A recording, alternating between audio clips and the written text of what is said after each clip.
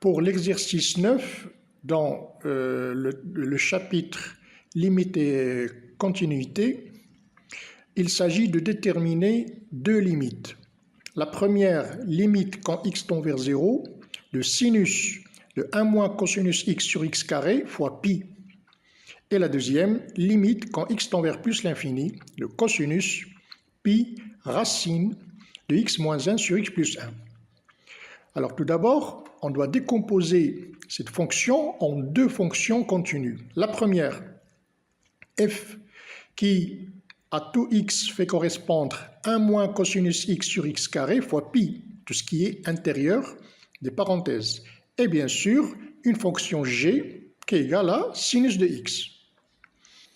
Si on calcule la limite de f, c'est-à-dire limite quand x tend vers 0 de 1 moins cos x sur x carré fois pi, on trouve pi sur 2, parce que nous avons là une limite remarquable en 0 qui est 1 moins cos x sur x carré qui est égal à 1 demi.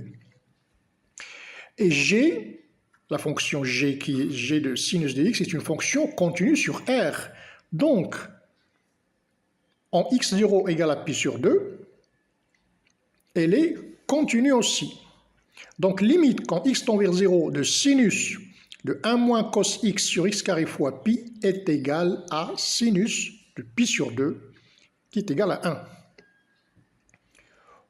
Pour la deuxième limite, puisqu'on est dans plus l'infini, la première chose à faire, c'est de factoriser par x pour avoir le 1 sur x. Donc, je factorise par x à l'intérieur de la racine.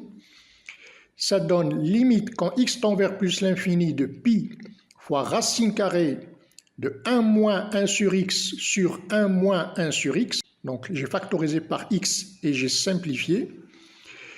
Et le résultat, en donnant à x la valeur plus l'infini, on trouve pi. La fonction cosinus de x est continue sur R, donc elle est continue en pi. Donc, limite quand x tend vers plus l'infini de cosinus pi racine de x moins 1 sur x plus 1 égale à cosinus de pi égale moins 1.